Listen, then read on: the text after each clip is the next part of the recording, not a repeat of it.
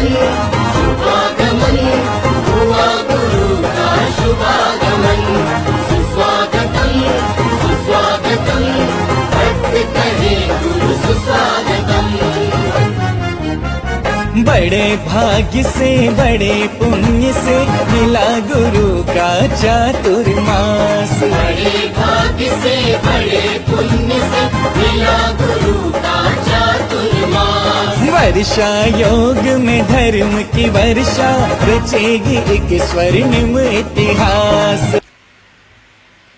देवदेवं जिनं नत्वा भवोद्भव विनाशनं भक्षेऽहं देशनां काञ्चिन् मतिहीनोऽपि भक्तितः।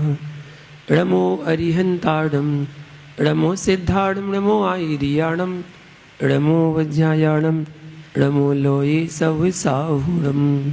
जय बोलो अनंतानंद सिद्ध परमेष्ठी भगवान की, आचार्य भगवान कुलभद्र स्वामी की, आचार्य गुरु अभिराग सागर जी महामुनि राज की, चर्या श्रवण आचार्य श्री विशुद्ध सागर जी महामुनि राज की, अहिंसा में विश्व धर्म की।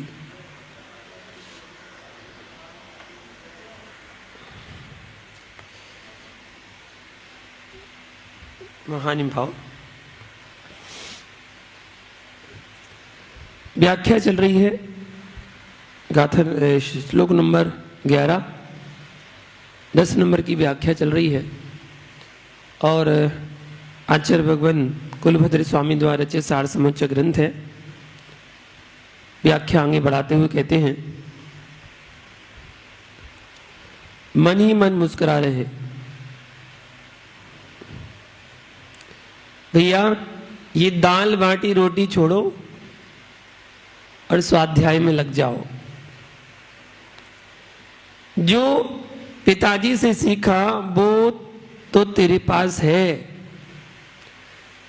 2 प्रकार की विद्याएं होती हैं, एक पैतृक और एक सिद्ध। विद्याधर लोग पैतृक विद्याएं तो सौंप देते हैं, कुछ स्वयं के पुरुषार्थ से भी तो सिद्ध करते हैं। जो पिताजी ने दे दी उनको स्वीकार कर लो, लेकिन अब स्वाध्याय करो। क्योंकि जैसे इस समाज की आंखें मुनियों पर हैं, मैं स्पष्ट बोलता हूं कि यदि निर्ग्रंथ योगी श्रेष्ठ चर्या पालक, श्रेष्ठ ज्ञानी होता है तो पूरा समाज सुगंधि की लहर में सुगंधित होता है, आनंद लेता है। मेरा सोच है कि देश में अच्छे अच्छे ज्ञानी, त्यागी, चारित्रवान मुनि इस समाज को मिले तो हमारी समाज मुस्कुराती रहे। ऐसे ही विद्वानों के प्रति हमारी आंखें होती हैं कि हमारा विद्वान जितना ज्ञानी होगा देश उतना तरक्की करेगा। चाहे युद्ध हो या ना हो, पर अस्त्र शस्त्र की व्यवस्था बराबर रहती है। ऐसे ही मैं क्यों आपको इंगित कर रहा हूं, आज शास्त्रार्थ नहीं होते हैं, शांति है, लेकिन तब भी आपको न्याय, तर्क और व्याकरण का ज्ञान तो होना ही चाहिए। क्या मालूम कब किसके मन में आ जाए कि तुम मेरे से शास्त्रार्थ करो। यदि अपनी विद्या ही खो बैठेंगे, कोई होगा ही नहीं, तो कैसे करोगे शास्त्रार्थ। इसलिए न्याय, तर्क, आगम, व्याकरण सबका ज्ञान होना बहुत जरूरी है। जैसे युद्ध हो या ना हो, रिहर्सल तो चलती रहती है, ऐसे ही स्वाध्याय तो करते रहना चाहिए। मैं भगवती आराधना से बोल रहा हूं। जैसे एक निर्ग्रंथ योगी इतना सतर्क रहता है, जैसे देश का सम्राट सतर्क रहता है कि कब शत्रु आ जाए, हर केंद्र पर अपने अस्त्र शस्त्र तैयार रखता है, ऐसे ही दिगंबर मुनि हर समय अपनी समाधि के लिए तैयार रहता है। हे यमराज, जब आना हो आ जाना, मैं तैयार हूं। जितना पवित्र स्वाध्याय होगा उतना ही पवित्र तेरा संगीत निकलेगा। प्रवचन की तैयारी वे करें जिन्हें तत्व का ज्ञान नहीं होता है। जब ज्ञान होगा तो फिर अपने आप निकलता है। ज्ञान नहीं है तो काली टंकी का पानी, समझ गए ना? क्या जो तुम्हारे छत पर रखी काली टंकी है उसमें जितना भर दो उतना ही निकलता है, लेकिन तत्वज्ञानी का ज्ञान काली टंकी का पानी नहीं है, कुएं का पानी होता है, उसमें भरा नहीं जाता है, उससे तो निकाला जाता है। इसलिए वक्ता नहीं ज्ञाता बनिए। वक्ता तो उतना ही बोलेगा जितना उसने याद किया है। जो ज्ञाता होगा वह नियम से वक्ता हो जाएगा। हमारा सर्वज्ञ पहले ज्ञाता होता है, फिर वक्ता होता है। पहले कैवल्य होता है, फिर बोलते हैं। मुंह से नहीं बोलते, उनके तो सर्वांग से बोलते हैं, सर्वांग से दिव्य ध्वनि गिरती है। ज्ञानादित्यो हृदय स नित्य मुद्योतकारका तस्य निर्मलताम याति पंचेंद्रिय दिगंगना। क्या कहते हैं कुलभद्र स्वामी? जिसके हृदय में ज्ञान आदित्य प्रकट हो चुका है, ज्ञान सूर्य का उदय हो चुका है, जिसके हृदय में सदा ज्ञान रूपी सूर्य का प्रकाश हो रहा है, उसके 5 इंद्रिय रूपी अंगनाएं जैसे जगत की नारियां जीवों को चिपकाए हुए हैं, ऐसे ही ये 5 इंद्रिय रूपी अंगनाएं जो है वे अपने आप निर्मलता को प्राप्त हो जाती हैं, अर्थात 5 इंद्रियां उसके बस में हो जाती हैं। जो ज्ञानी सूर्य को अपने हृदय में उद्घाटित कर लेता है, जितनी दुर्घटनाएं घटती हैं अधिकांश अंधकार में घटती हैं। अंधकार होता है तभी दुर्घटना घटती है। रात्रि में ही सबसे ज्यादा एक्सीडेंट होते हैं और खोटे काम भी रात्रि में ही सबसे ज्यादा होते हैं। सूर्य उदित होता है तो पापी जीव भी पाप करना छोड़ देता है। चोरी, डकैती, मारकाट, सब कुछ जितने भी गलत काम है वो सारे काम रात्रि में होते हैं। जैसे आकाश में सूर्य के उदित होने पर मुरझाए कमल भी खिल जाते हैं, ऐसे ही जिसके हृदय में ज्ञान का सूर्य उदित हो गया है उसके भेद विज्ञान की रश्मियां प्रकट हो चुकी हैं।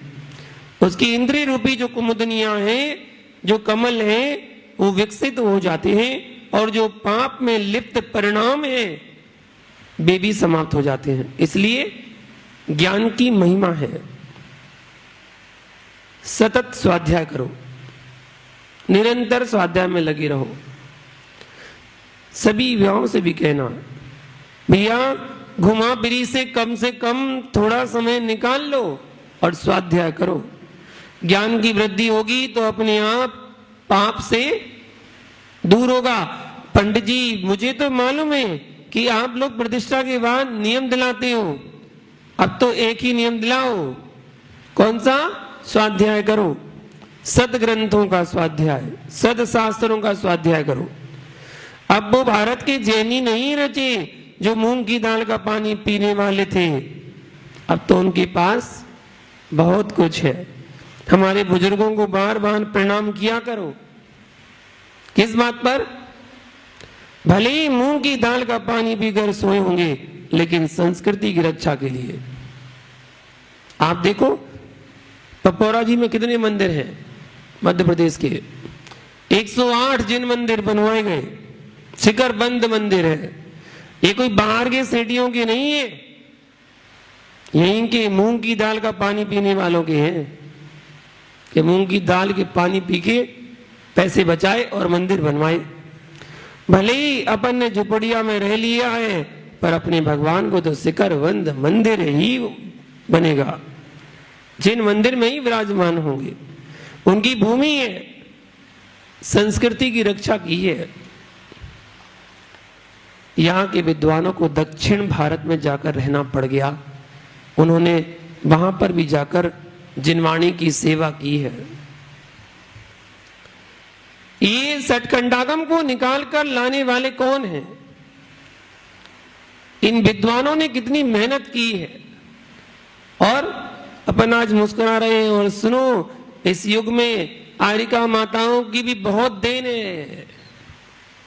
इस युग की माताजियों ने बहुत देन है संस्कृति की और साहित्य की रक्षा के लिए। ज्ञानमती माता जी, विशुद्धमती माता जी, सुपार्श्वती माता जी, स्यादवादमती माता जी, आदिमती माता जी, इन आरिका माताओं ने कितना काम किया जो बड़े बड़े आचार्य नहीं कर पाए, वो इन्होंने किया ज्ञान के क्षेत्र में। शास्त्रों की टीका की, हिंदी अनुवाद किए। इसलिए गुणियों के गुण कहने में कोई कंजूसी नहीं करना चाहिए। हर समय गुणों का अनुवाद करना, गुणानुवाद। माताओं को चाहिए कि अपनी बेटी को ऐसी आरिका बनाए या इते उते के काम में ना लगाएं, सुरत की आराधना करें। देखो हम तो ना बनाए, आगमिक व्यवस्था तो यही है। पुराण ग्रंथों में जब भी आप पढ़ोगे तो आरिकाओं की दीक्षा तो गणनीय के द्वारा ही प्रदत्त है। ठीक है कि आओ जाओ, लेकिन आरिका तो गणनी ही बनाती है, आगम व्यवस्था है। आचार्य भगवान कुलभद्र स्वामी यहाँ 10वें नंबर की श्लोक में ज्ञानाभ्यास का फल बताते हुए कहते हैं कि ज्ञानाभ्यास का फल क्या है। तो कहते हैं एतस् ज्ञान बलम नाम यच्चारित्रोद्र महासदा क्रियते पाप निर्मुक्ते साधु सेवा परायणे। पापों से निर्मुक्त और साधु सेवा में तत्पर भव्य पुरुषों को नित्य चारित्र पालन करने का पुरुषार्थ करना चाहिए, क्योंकि चारित्र का पालन करना ही ज्ञान प्राप्त करने का फल है। ज्ञान तो प्राप्त कर लिया, शास्त्र तो पढ़ लिए, लेकिन जीवन में नहीं उतार पा रहे, चारित्र में नहीं आ पा रहा, अंगीकार नहीं कर रहे। समझ रहे हैं, सुन रहे हैं, जान रहे हैं, पढ़ रहे हैं, पढ़ा रहे हैं, सुना रहे हैं, लेकिन अपने जीवन में नहीं उतार पा रहे हैं। साधु सेवा में तत्पर भव्य पुरुषों को नित्य चारित्र पालन करने का पुरुषार्थ करना चाहिए। आचार्य बरबर कुलभद्र स्वामी ग्रंथराज सार समुच्चय में ज्ञान दृष्टि की व्याख्या करते हुए समझा रहे हैं कि चित्र की एकाग्रता, चारित्र की पवित्रता आत्मोन्नति का प्रथम सोपान है। चित्त की एकाग्रता नहीं और चारित्र की पवित्रता नहीं है तो भैया कोटि कोटि ग्रंथों का ज्ञान यश का साधन है। यश का साधन तो है, पर कर्मातीत की ओर नहीं ले जाएगा। चित्र की पवित्रता से जो मन है पवित्र कर लो। चित्त की पवित्रता से युक्त, चित्त की एकाग्रता से युक्त, चारित्र की पवित्रता से युक्त जो ज्ञान की धारा है वह शिवत्व की ओर ले जाने का प्रथम सोपान है। चित्त यदि पवित्र होता है उसके लिए भी ज्ञान चाहिए। चित्त की पवित्रता भी ज्ञान पर आलंबित है। यदि उपयोग सम्यक है तो स्वाध्याय संपूर्ण इंद्रियों का निग्रह है। इस खोटे काल में कोई पवित्र साधना है तो उसका नाम है स्वाध्याय। स्वाध्याय करो, निरंतर स्वाध्याय में तत्पर रहना चाहिए। क्यों इतना महत्व दे रहे हैं आचार्य भगवान? वही ज्ञान है जिसमें हित की प्राप्ति है और अहित का परिहार है। हित की प्राप्ति और अहित का परिहार है।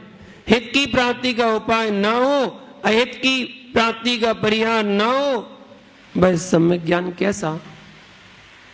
जिनेंद्र के शासन में जिसे ज्ञान कहा है उसे वट्टकेर स्वामी यूं कह रहे हैं मूलाचार में, जीर्ण तच्चम विबुद्धिज्य जीर्ण चित्तम निरुज्यति जीर्ण अत्ता विसुज्येज्य तमनाणम जीर्ण शास्त्रणे। जीर्ण तच्चु विबुद्धिज्य, जिससे तत्व का बोध हो। जीर्ण चित्तम निरुज्यति, जिससे चित्त का निरोध हो। जीर्ण अत्ता विसुज्येज्य, जिससे आत्मा विशुद्ध हो। तम नाणम जिन शासने, भगवान जिनेंद्र के शासन में उसे ही तो ज्ञान कहा गया है। भैया तत्व की उपलब्धि हो, भीतर निरोध हो, आत्मा विशुद्ध हो, वह ज्ञान ज्ञान है। जो ज्ञान नित्योदक है, प्रकाशक है, 5 इंद्रिय रूपी अंगनाओं को बस करने वाला है, वह सम्यक ज्ञान है। ध्यान दो, कैसे 5 इंद्रियां बस होती हैं? इस ज्ञान से। नेत्रों का सबसे अधिक उपयोग किया इस जीव ने। जितना आपकी जीभ नहीं चख पाई, उतना नेत्रों ने चखा है। जितना जीभ स्वाद नहीं ले पाई, जितना घ्राण नहीं सूंघ पाई, कान नहीं सुन पाए, उतना नेत्रों ने भोग किया है। जितना भोग नेत्रों ने भोगा है, उतना भोग जगत में किसी इंद्री ने नहीं भोगा। कर्ण इंद्री के विषय को भी तू लेने जाता है, उसे भी नेत्र भोग लेता है। घ्राण इंद्री को लेने जाता है, उसे भी नेत्र भोग लेता है। रसना इंद्री के विषय को लेने जाता है, उसे भी नेत्र भोग लेता है। नेत्र का क्षेत्र विशाल है और मन का विषय भी तूने भोगा है, तो नेत्र ने पहले भोग डाला है। इच्छित सामग्री पर मन नहीं जाता, इच्छित सामग्री का निर्णय मन नहीं करता। इच्छित सामग्री का निर्णय कराने वाले मन को दिखाता कौन है? उसका नाम है आंख। नेत्र न जाए, मन तो शांत बैठा था। दृष्टि पर ध्यान दो, मन तो शांत बैठा था, नेत्र गया तभी तो मन में उथल पुथल हुई। गोमट साहब जीव कांड में कहा है, आहार दंसनेन या तत्सुभ जोगीण ओम को उठाए, साधि रुधिर णाय हवधिजो आहार सन्ना हो। नेमिचंद संज्ञा सिद्धांत चक्रवर्ती देव गोमट साहब जीव कांड जी के ग्रंथ में लिख रहे हैं कि सबसे पहले दर्शन आहार दंसेन, आहार दंसनेन, जैसे ही भोजन सामग्री देखता है, तत्सुभ जोगीण उस पर उपयोग गया, और जैसे ही उपयोग गया विषय पर प्रवृत्ति प्रारंभ हो गई। पहला हेतु कौन? दर्शन। पहला हेतु बना दर्शन। शुभ में भी दर्शन और अशुभ में भी दर्शन। आंख को संभालो। हे नारायण कृष्ण, आपने रुक्मणी का चित्र ही तो देखा था, आपने रुक्मणी का चित्र ही तो देखा था, आपने रुक्मणी को तो देखा ही नहीं था। नारद जी ने चित्र ही तो दिखा दिया था। नारायण जैसा महापुरुष भी चित्र को देख करके चित्त चंचल कर बैठा और नारद जी से कह बैठा, यदि कोई देवी है या मनुष्यनी, यह कौन है? देवी है कि मनुष्यनी? नारायण बोल पड़े। और आज भी जितने चित्त चंचल हो रहे हैं, चित्र को ही देखकर हो रहे हैं। चित्र ही तो देखा। युवाओं टेलीविजन पर क्या देखा भैया? आज भी जितने चित्त चंचल हो रहे हैं, सब चित्र को ही देखकर हो रहे हैं। टेलीविजन पर क्या देखा है? चित्र ही तो देखते हैं। प्रशस्त चित्र देखोगे तो प्रशस्त चारित्र बनेगा, अप्रशस्त चित्र देखोगे तो अप्रशस्त चारित्र बनेगा। जिन मुद्रा दिखती है, अरहंत मुद्रा दिखती है, तो परिणाम विशुद्ध होते हैं। वहीं किसी एक्टर आदि के चित्र दिखाई दे तो तुम्हारे परिणाम वैसे ही होते हैं। इसलिए साधु पुरुष अधो दृष्टि करके चलो। आंखों को स्थिर करो। तिरछा देखना ही तिरछापन है। त्रियक वे देखें जिनके परिणाम त्रियंच के हैं। आपकी किसी भी संज्ञा को पर पुरुष समझ लेता है तो मनुष्यपना समाप्त। पुनः सुनिए, हे मानवो, आपकी किसी भी संज्ञा को अन्य पुरुष समझा रहा है कि इनकी काम की इच्छा चल रही है, कि भोजन की इच्छा चल रही है, इनकी परिग्रह संचय की दृष्टि चल रही है, या भय लग रहा है। ये चारों संज्ञाएं तेरी प्रकट दिख जाएं, पर को, दूसरे पुरुष को, बस ये त्रिंच है। मनुष्य मानव है, मर्यादापूर्ण है, संज्ञाओं की पूर्ति भी करता है तो मर्यादा के साथ करता है। आहार भय मैथुन परिग्रह संज्ञाओं की पूर्ति भी करता है तो मर्यादा के साथ करता है, और जो मर्यादा छोड़ देता है वो त्रिंच कहलाता है। त्रिंच को मर्यादा नहीं रहती, वो रोड पर खा लेता है, उसको रोड पर डर भी लगता है, वह रोड पर मैथुन क्रिया भी कर लेता है और परिग्रह को भी जोड़ लेता है। खाने से जितना खाना उससे अधिक जोड़ लेता है, उसकी सारी संज्ञाएं सामने नजर आती हैं। और मनुष्य की भी अगर संज्ञाएं सामने नजर आ रही हैं तो वो त्रिंच से कम नहीं है। ध्यान से सुनना भैया, ये स्वर्ण पर्याय नहीं है। स्पष्ट शब्दों में कह रहा हूं, जिसको कोई विवेक नहीं होता है, किसी भी स्थान पर अपनी इच्छाओं की पूर्ति करने के लिए खड़ा है, कोई विवेक नहीं है, कोई मर्यादा नहीं है। यदि वर्तमान के ज्ञानी लोग अमर्यादित जीवन जी रहे हैं तो सिद्धांत शास्त्र की भाषा में बोल देना कि ये द्रव्य से पुरुष का भेष अवश्य है, मनुष्य है, लेकिन भाव से तो त्रिंच ही है। त्रिंचों की जो संज्ञा होती है वह प्रकट दिखाई देती है। आप सब समझ रहे हो, उनके पास कोई लोक मर्यादा नहीं होती है। जिनकी लोक मर्यादा भी भंग हो चुकी हो वह अपने आप को मनुष्य कहना ही बंद कर दे, वो मनुष्य कहलाने के अधिकारी नहीं है। आत्मवंचना तो तभी हो चुकी होती है जब पाप करने का मन में भाव आता है। आत्मनिंदा तो तभी हो चुकी होती है जब पर निंदा करने का भाव आता है। जो चित्त की प्रसन्नता, हृदय का गदगद भाव निर्दोषता में होता है, वह सदोषता में नहीं होता है। एक ग्रास भी यदि आपने छिपके उठाकर खा लिया हो तब भी मन में ठेस रहेगी, विकल्प रहेगा। क्या है?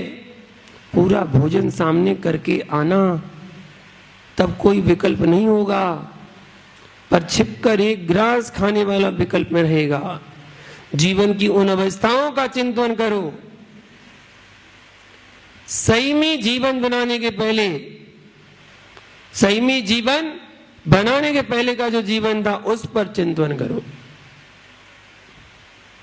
लोचन शुद्ध है तो बस वस्तु पवित्र दिखाई देगी। आंख शुद्ध होना चाहिए, और लोचन शुद्ध नहीं है, लोचन स्पष्ट नहीं है, पांडु रोग हो गया, पीलिया रोग हो गया, जिसके लोचन में उसको हर वस्तु पीली दिखाई देती है, उसको हर वस्तु पीली पीली नजर आती है, जिसको पीलिया रोग हो जाता है। और लोचन साफ है तो वस्तु जैसी है वैसी ही दिखाई देगी, जैसी है। इसलिए लोचन साफ करने के लिए आलोचन है। करो निज आलोचन, लेकिन करो आत्मलोचन। लोचन यानी आंख, अक्ष यानी लोचन, अक्ष यानी आत्मा। आंख का पर्यायवाची है लोचन, और लोचन यानी आत्मा। दर्शन गुण किसमें है? आत्मा में। इसलिए आलोचना इसलिए करना कि निज लोचन शुद्ध हो जाए, करो निज की आलोचना, निज का आलोचन, आलोचना करना चाहिए। बुद्धि की प्रशंसा आने के पूर्व क्या क्या कर चुके हो। जब घर में पैसा नहीं था तो गरीबी के दिनों में आपने कैसे कैसे काम किए, उनका जरा चिंतन करो। एक नोट कमाने के लिए क्या क्या नहीं किया। और जीव मुस्कुरा कर आता है, जन्म देने वाली माँ के साथ भी दगा कर देता है पैसा। जिसने तुझे अंगुली पकड़कर चलना सिखाया था, जब तू चलना नहीं जानता था तो तुझे पिता ने कंधे पर बिठाल कर चलना सिखाया था, उस पिता को दगा देता है तेरा लोभ, पैसा। 50 रुपया भी बड़े भैया को अधिक मिल जाए तो छोटे भैया की हालत देखो। ऐसा महत्वपूर्ण है पैसा। जिसे तू पिताजी पिताजी पुकारता था और पड़ोसी से अच्छा बोल लेता है, पर पिता तुझे 50 रुपए नहीं दे पाए तो पिता तेरा शत्रु बन गया। ये हमारे वक्ताओं को, मुनीश्वरों को तत्व के भावात्मक उपदेश और भावात्मक सुधार की आवश्यकता की व्याख्या करनी चाहिए। भिन्न कर दिया है। मां से मां कहने में हिचक लगती है बच्चे को, बच्चों को हिचक लगती है। बोले कि एक बार लड़ चुका था तो अब मां कैसे बोलूं। मां से मां नहीं कह पा रहा है और पिता से पिता नहीं कह पा रहा है। कहीं तत्व उपदेश सुन के कसाय रिजू पड़े तो अब उसे शर्म आती है कि मैं कैसे बोलूं फिर से। हाँ, ऐसा ही होता है। कसाई की मंदता में भाव भी करे कि अब तो मुझे बोल लेना चाहिए। भैया, पिता से कभी भी झगड़ा हो जाए तो पिता से बोलना मत छोड़ना, नहीं तो पिता की अंतिम श्वास आएगी तब भी नमोकार सुनाने में हिचक आएगी। यहां कोई श्रावक ऐसा भी बैठा हो, यदि कोई विकल्प आ जाए, संसारी हो, गृहस्थ हो, कोई बड़ी बात नहीं, आ भी जाए विकल्प, तो भी सोने के पहले पहले पिता के पैर छू लेना और क्षमा याचना कर लेना। बस इतना तो करके अपना झगड़ा मिटा देना। पुद्गल के टुकड़ों के पीछे भगवान आत्मा से द्वेष नहीं करना। समय सार ये लगाना चाहिए कि पिता का जीव भगवान आत्मा है कि नहीं है, और तू भी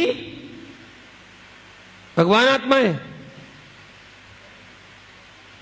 भगवान आत्मा है कि नहीं है? है।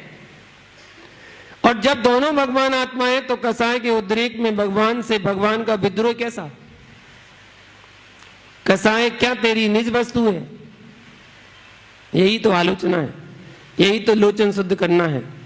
कुंद कुंद देव ने समय सार को स्मरण करके लिखने के पूर्व प्रवचन सार, नियम सार, पंचास्तिका जैसे अलौकिक ग्रंथ लिखे हैं। वर्षानुवेका, अष्टपावड़ आदि 84 पावड़ ग्रंथ कुंद कुंद स्वामी ने लिखे हैं। जिस महायोगी ने सटकंडागम की ग्रंथ पर विशाल टीका लिखी थी पहले, वे चारों अनियोग के ज्ञाता थे कुंद कुंद स्वामी। धबला टीका बहुत बात की है। सटकंडागम जी ग्रंथ पर धबला टीका 9वीं सदी में लिखी गई। इसके पूर्व तो कुंद कुंद स्वामी ने सटकंडागम जी ग्रंथ पर टीका लिख चुके थे। ये अपना दुर्भाग्य है कि वो टीका अनुपलब्ध है, उपलब्ध नहीं है। या घर के संबंध में मधुरता नहीं, तब घर में मधुरता कैसी? जब निज घर में ही मधुरता नहीं, आपको यूं लगता होगा कि मुनिराज बिहार से बोल रहे हैं। नहीं, आप समझो मैं क्या कह रहा हूं। परिवार के लोगों को आप परिवार क्यों मानते हो? इनको परिवारवादी मानिए। जीव त्रैकालिक नहीं है आपके, जीव द्रव त्रैकालिक है। और जो आपके घर में आया सदस्य, उसके अंतिम क्षण भाव अब कितने बचे? अवशेष जो बिना समझाए आपका पोता, आपका नाती आकर के सुबह से मंदिर की डिब्बी लेकर दौड़े और कोई मुनिराज के दर्शन के लिए ले चलो, प्रवचन के लिए ले चलो, बेटा मचल रहा है। अब विश्वास मानिए कि पुण्यात्मा जी भी घर में आया है, उसकी भवावलियां कम बची हैं, उसकी इच्छा पूर्ति कीजिए और आज उसको तुम मंदिर ले जाइए। आहना कहती है ना, मेरे मुनिराज, छोटी सी पोती है, कहती है मेरे मुनिराज, हमारे मुनिराज। ये चिढ़ाती है, कहती नहीं हमारे, बोले नहीं नहीं हमारे। निश्चित भव्यात्मा जीव है, धन्य जीव है जो मुनिराज के लिए कहता है मेरे मुनिराज, दर्शन करना है, मंदिर जाना है। ऐसे भाव जिन बच्चों के होते हैं वो निश्चित भव्यात्मा जीव ही आपके घर में आया है। या जो पिता आज जीव द्रव्य मान करके संतान के प्रति शुभ भाव रख रहा है और जिनालय की ओर ले जा रहा है, ध्यान रखना वृद्ध अवस्था में बेटा भी तुमको श्री मंदिर जी के दर्शन कराएगा, लेके जाएगा। इसलिए माँ जितने अच्छे से स्कूल के लिए तैयार करती हो बेटे को, उससे अधिक अच्छे से जिनालय की ओर ले जाने के लिए तैयार करा करो। उसके सम्यक के साधन बनो, निहारो निज की ओर। पुद्गल के एक टुकड़े के अर्जुन के राग में कितने भविष्य के भगवान के प्रति अशुभ भाव किए हैं। एक का पक्ष लिया था या दूसरे का विपक्ष लिया था, पर ज्ञानी स्वभाव से देख लेते तो तेरे लिए दोनों ही भिन्न है और दोनों ही तेरे काम में नहीं आएंगे। पर पक्ष विपक्ष में जो संकलेश परिणाम किए थे, उनसे जो कर्म आश्रय हुआ था वह तेरे काम में अवश्य आएगा, वो जरूर तेरे फल देकर जाएगा। मां, ज्येष्ठ पुत्र या लघु पुत्र, कोई एक के प्रति राग है तो दूसरे के प्रति द्वेष है। पर ध्यान रखना मां, वे दोनों ही कार्यकारी नहीं होंगे। उन दोनों के राग द्वेष में तूने जो कर्माश्रय किया है वह कर्माश्रय अगली पर्याय में तुझे अवश्य काम में आएगा। कोटि कोटि उपवास करने की अपेक्षा तटस्थ जीवन जीना उत्कृष्ट साधना है। भोजन का भूखा बन रहना तो शरीर आश्रित है, लेकिन परिणामों को तटस्थ बना के रहना ये निज के भीतर का पुरुषार्थ है। गाली देने वाले और प्रशंसा करने वाले दोनों के प्रति परिणाम तौलिए, निंदा करने वाले व स्तुतियां करने वाले, इन दोनों के युगपत होने पर उस समय परिणामों को निहारिए। किसके प्रति मुस्कुराहट छूटती है और किसके प्रति भ्रुकुटियां खिंचती हैं। आप समझ लो मोक्ष मार्ग कितना प्रारंभ हुआ है, इतना समझ लो, जान लो। मोक्ष मार्ग में भी मोक्ष मार्गियों के बीच आकर भी मोक्ष मार्गियों के प्रति राग द्वेषात्मक भाव बन रहे हैं। मैं क्या करूं, ये अनादि संसारी के संस्कार हैं। भैया बकरियों के लिए मोतियों की भूमि पर खड़ा कर देना, कोई कूड़ा नहीं होना चाहिए वहां पर, कोई कूड़ा नहीं होना चाहिए वहां पर, कंकड़ नहीं होना चाहिए, कुछ नहीं होना चाहिए। साफ स्वच्छ भूमि पर खड़ा कर देना, तब भी बेचारी बकरी करे क्या, करे क्या। उसके तो जातीय संस्कार ऐसे हैं कि बिना जमीन को कुरेदे वह बैठ नहीं सकती है। कितनी अच्छी भूमि पर खड़ा कर देना उसको, और कितना ही स्वच्छ पानी भरा हो, भैंस को पिलाने ले जाना, पीने के पहले क्या क्या करती है आपको पता है क्या? नहीं पता? बिना लघु शंका किए वो पानी पीना शुरू नहीं करती है। पहले उसी नदी में, उसी तालाब में पहले वो अपनी लघु शंका करेगी, उसके बाद पानी पीती है। संस्कार उसके ऐसे ही हैं। कुछ ऐसे ही ज्ञानी लोग होते हैं तो उनको कितनी ऊंचे शिखर पर बिठा लेना, पर जब तक वे अपने हृदय की गंदगी नहीं फैला लेंगे तब तक वस्तु स्वरूप पर दृष्टि नहीं जा रही है। ये कहलाती है भैंसा प्रवृत्ति। भैंसा की प्रवृत्ति है उनकी। आचार्य जिन सेन स्वामी ने महापुराण में श्रोताओं का वर्णन किया है उसमें भैंसा श्रोता लिखा है। भैंसा श्रोता, भैंसा वृत्ति का जो श्रोता होता है वह पूरी सभा को मचा देता है। ऐसे ही जिसकी प्रवृत्ति भैंसे भूत हो चुकी है, ऐसा जीव तत्व सभा में आकर तत्वोपदेश नहीं सुनेगा, पहले मचा देगा। इसलिए आचार्य भगवान ने क्या कहा? लोचन साफ करो। यदि वस्तु की यथार्थता जानना है तो मिट्टी से युक्त कटोरे में खीर भरोगे तो खीर का स्वाद बदल जाएगा। कसाय युक्त परिणामों में जिनवाणी सुनोगे तो जिनवाणी का स्वाद बदल जाएगा। इसलिए पहले अपने लोचन को शुद्ध करें। आगे की व्याख्या कल करेंगे। आज के लिए इतना ही। जय बोलो कुलभद्र स्वामी की